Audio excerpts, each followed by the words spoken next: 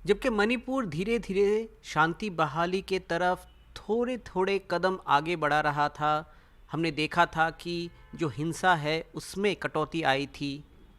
पिछले साल के जाति हिंसा से पूरी तरह से बिखर गया था मणिपुर। इसके बाद हमने देखा था धीरे धीरे हिंसा कम होती गई और धीरे धीरे से लोग अपनी जो ज़िंदगी है वो पटरी में लाने की कोशिश कर रहे थे और फिर से मणिपुर अशांत होता दिख रहा है। जिस तरह से कल मणिपुर के कुर्तुक जो कि इम्फॉल वेस्ट ज़िले में है और ऐसा एक गांव है जो कि इम्फॉल घाटी के आखिरी छोर पे है और इसके बाद ही शुरू हो जाता है कांकोपी ज़िले का पहाड़।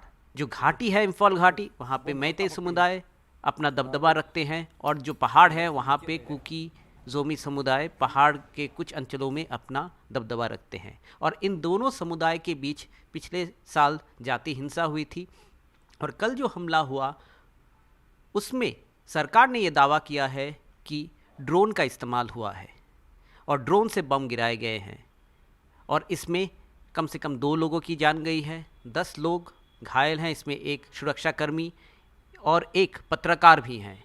मगर सबसे बड़ी बात जो है कि क्या वाकई ड्रोन इस्तेमाल हो रहा था या फिर किस तरह से ये जो लोग हैं दोनों पक्ष में, जो हथियारबंद लोग हैं जिनको कि दोनों पक्ष के तरफ से विलेज वॉलंटियर कहा जाता है, कैसे उनके पास ड्रोन आ गया और ड्रोन से कैसे वो बम गिराना वो सीख पाए।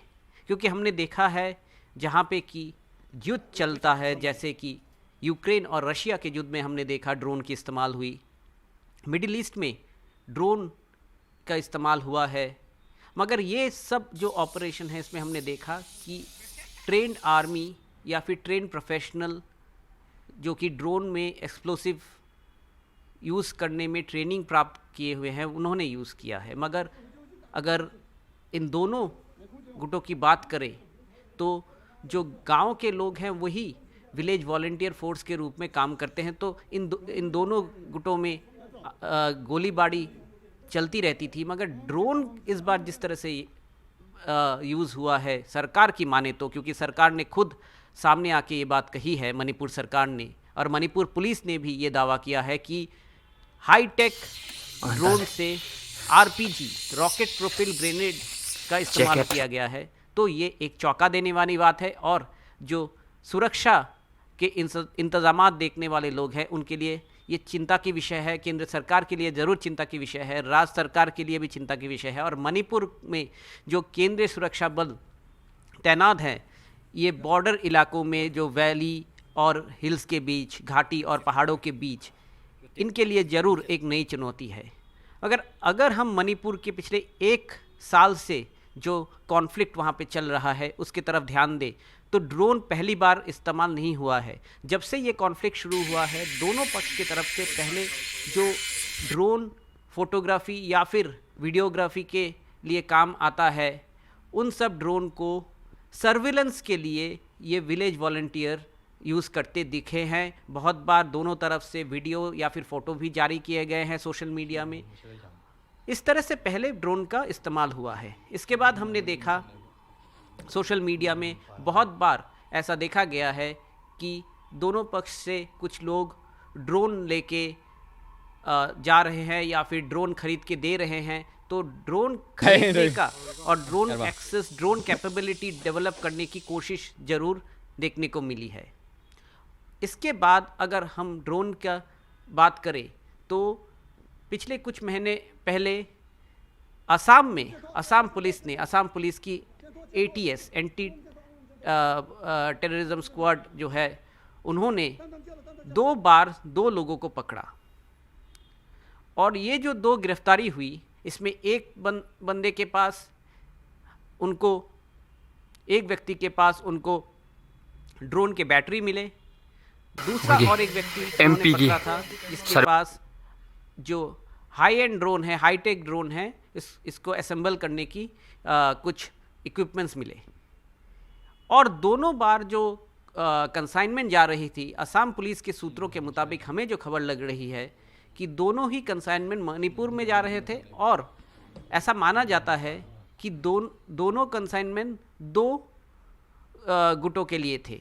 तो इससे पता चलता है कि शायद कहीं ना कहीं पे ये जो कॉन्फ्लिक्ट वहाँ पे चल रही है, वहाँ पे जो दोनों साइड हैं वो दोनों साइड ही अपनी जो ड्रोन कैपेबिलिटी है उसको बढ़ाने की कोशिश कर रहे हैं। इसके पहले हमने देखा सफिस्टिकेटेड आर्म्स जो कि मिलिट्री ग्रेड ऑटोमेटिक वेपन्स हैं, इसका इस्तेमाल किया गया है। और इसके बाद हमने देखा आरपीजी का इस्तेमाल बहुत ज़्यादा हुआ है, फिर रॉकेट का भी इस्तेमाल हुआ है, मोटर शेलिंग की इस्तेमाल हुई है। तो कहीं ना कहीं पे जो मिलिट्री यूज़ करती है ऐसे एमुनेशंस का इस्तेमाल इस कॉन्फ्लिक्ट में हुआ है।